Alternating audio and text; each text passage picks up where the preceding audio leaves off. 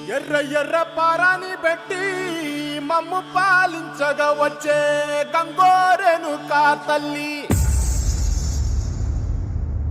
నల్ల నల్ల కాటుగా పెట్టి మమ్ముదయ చూడగా వచ్చే గంగోరెను కా తల్లి,